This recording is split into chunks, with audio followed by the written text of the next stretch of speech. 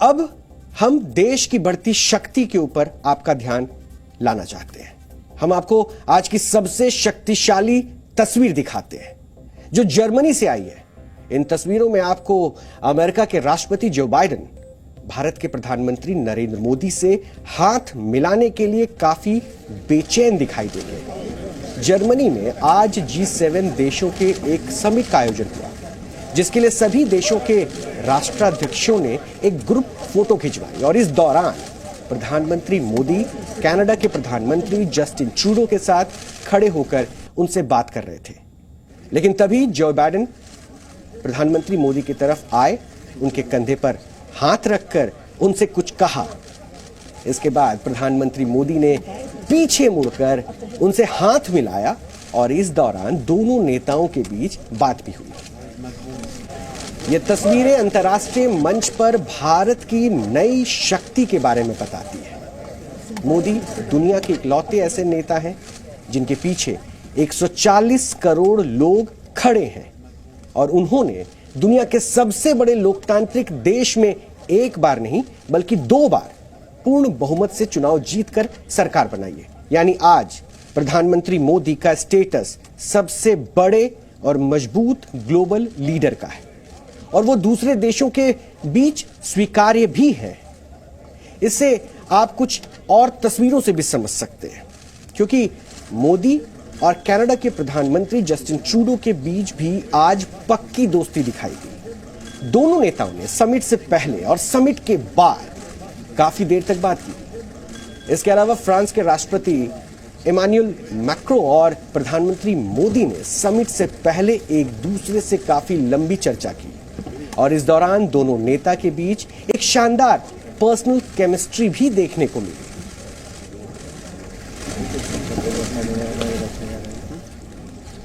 किसी भी नेता को 3 कसौटियों पर परखा जाता है। पहला, उसकी लोकप्रियता, दूसरा, किसी भी संकट से लड़ने की उसकी क्षमता और तीसरा, भविष्य को लेकर इसका विजन।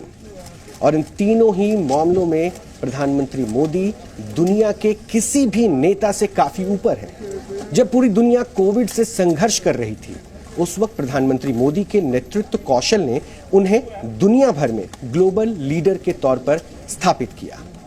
कोविड मैनेजमेंट को लेकर उनकी नीतियों और वैक्सीन को लेकर सरकार के प्रयासों ने उनकी विश्वसनीयता को और भी बढ़ा दिया और आज G7 देशों के समिट में भारत खास मेहमान के तौर पर उपस्थित था।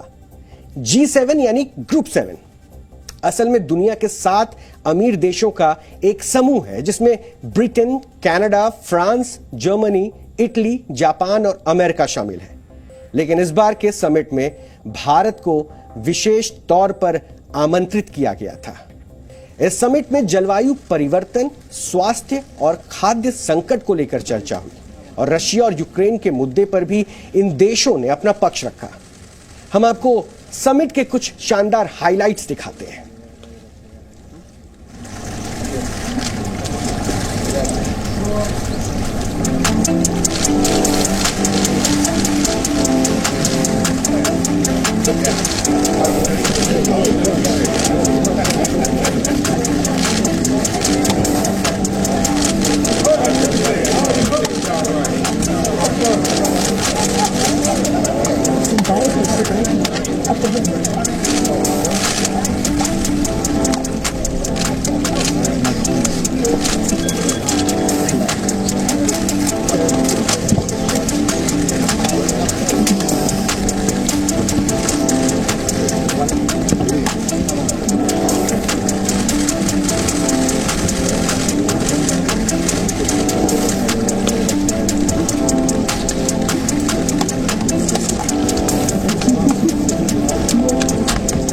हम भारतीय कहीं भी रहे अपनी डेमोक्रेसी पर गर्व करते हैं। साथियों, आने वाली पीढ़ियों के लिए आज का नया भारत नई विरासत बनाने पर काम कर रहा है। G7 शिखर सम्मेलन का आज दूसरा दिन है। हमने कल देखा प्रधानमंत्री ने एक तरफ से मुलाकात करी जो डायस्पोरा है उनके साथ, और एक तरफ से एक इंपॉर्टेंट कंपोनेंट रहता है प्रधानमंत्री की विदेशी दौरों को लेकर। तो इस बार भी हमने देखा म्यूनिक में एक तरफ से भव्य स्वागत करा गया प्रधानमंत्री का, और अब फोकस है हार्ड डिप्लोमेसी का G7 शिखर सम्मेलन को लेकर, और उसके बाद जब प्रधानमंत्री का दौरा होगा UAE में।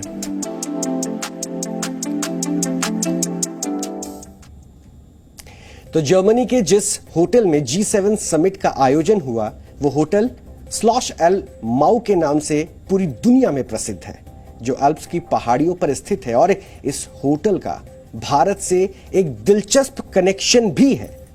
इस होटल में भगवान गणेश के नाम पर एक रेस्तरां है, और इसके अलावा इस होटल की दीवारों पर हाथियों की आकृतियां बनी हुई है, और यहां योग और अध्यात्म के लिए जो केंद्र बने हुए हैं उनमें भारतीय संस्कृति साफ झलकती है।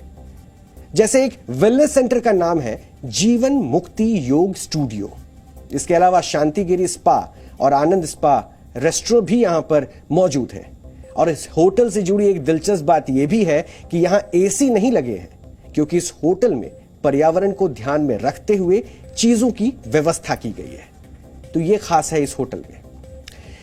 लेकिन भारत का कद जितना बढ़ता जा रहा है, उस बीच में एक मैसेज यह भी जा रहा है कि भारत सबसे बड़ा शांति दूत भी है। वो कैसे?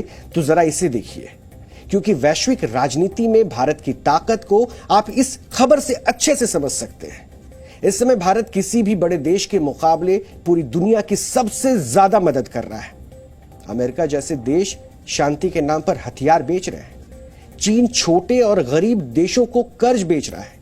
रशिया दुनिया को युद्ध दे रहा है, और यूरोप के देश लोकतंत्र और मानवता पर लेक्चर दे रहे हैं। लेकिन ऐसे समय में भारत पूरी दुनिया को अनाज दे रहा है, दवाइयां दे रहा है, और कोविड की वैक्सीन दे रहा है। इन देशों के बीच भारत एक चमकते हुए सितारे की तरह दिखता है। और आज जब पूरी दुनिया में अनाज को लेकर गंभीर संकट की स्थिति है, तब मोदी सरकार ने ऐलान किया है कि भारत दुनिया में अनाज की कमी को पूरा करने के लिए तैयार है। आज इजिप्ट ने भारत सरकार के साथ 1,80,000 टन गेहूं खरीदने का करार किया है। इजिप्ट गेहूं का आयात करने वाला दुनिया का सबसे बड़ा देश है। लेकिन जब से रशिया और यूक्रेन के बीच युद्ध शुरू हुआ, तब से इजिप्ट में गेहूं का संकट काफी गंभीर हो गया है, और भारत सरकार ने उसकी मदद करने का अब फैसला किया है।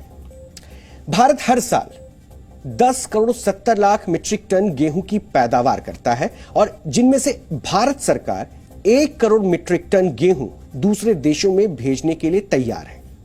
इन देशों में Nigeria, Turkey, Vietnam, Yemen, Syria, Afghanistan और इथोपिया जैसे देश प्रमुख हैं। इसके अलावा भारत सरकार ने गेहूं के निर्यात पर आंशिक प्रतिबंध भी लगाया हुआ है, लेकिन साथ ही यह भी कहा है कि जिन देशों को गेहूं की इस समय सबसे ज्यादा जरूरत है, भारत उसकी पूरी मदद करेगा। इस तरह Bharat Afghanistan, Bangladesh, Bhutan, Israel, Indonesia, Malaysia, Nepal, Oman, Qatar, south Korea और श्रीलंका जैसे देशों को 18 लाख टन गेहूं का निर्यात कर चुका है। इसके अलावा अफगानिस्तान को भारत सरकार ने इस साल 50,000 मीट्रिक टन गेहूं निर्यात करने का फैसला किया है, जिसमें से 33,000 मीट्रिक टन गेहूं की आपूर्ति की जा चुकी है। वैसे गेहूं की पैदावार के मामले में भारत चीन के बाद दुनिया का दूसरे सबसे बड़े देश के तौर पर अपनी पहचान रखता है। लेकिन बड़ी बात यह है कि भारत हर साल जितना गेहूं उगाता है, उसका कुछ प्रतिशत हिस्सा ही दूसरे देशों को निर्यात करता है, जबकि रशिया गेहूं का निर्यात करने वाला दुनिया का सबसे बड़ा देश है। लेकिन आज जब पूरी दुनिया अनाज के संकट से संघर्ष कर रही है, तो रशिया इन देशों की मदद करने के लिए आगे नहीं आया, बल्कि यह काम भारत कर रहा है, हमारा हिंदुस्तान, जिसने 2020 में अपनी कुल पैदावार का 1% गेहूं भी दूसरे देशों में नहीं भेजा था। इस साल भारत ने 1 करोड़ मीट्रिक टन निर्यात करने का लक्ष्य रखा है, जिससे पता चलता है कि इस संकट काल में भारत विश्व गुरु बनकर उभरा है। जो आपके और हमारे लिए एक अच्छी खबर है। एक मजबूत देश वो नहीं होता जो शांति और मानवता के नाम पर युद्ध में हथियारों की सप्लाई करता है, जैसा अभी यूक्रेन में अमेरिका कर रहा है। और एक मजबूत देश वो भी नहीं होता जो दूसरे देशों को कर्ज के जाल में फंसाकर उन्हें निगलने की कोशिश करता है, जैसा श्रीलंका, नेपाल और पाकिस्तान में चीन कर रहा है। बल्कि एक मजबूत देश वो होता है जो समस्या का समाधान लेकर आता है, जो मुश्किल समय में दुनिया के साथ खड़ा रहता है।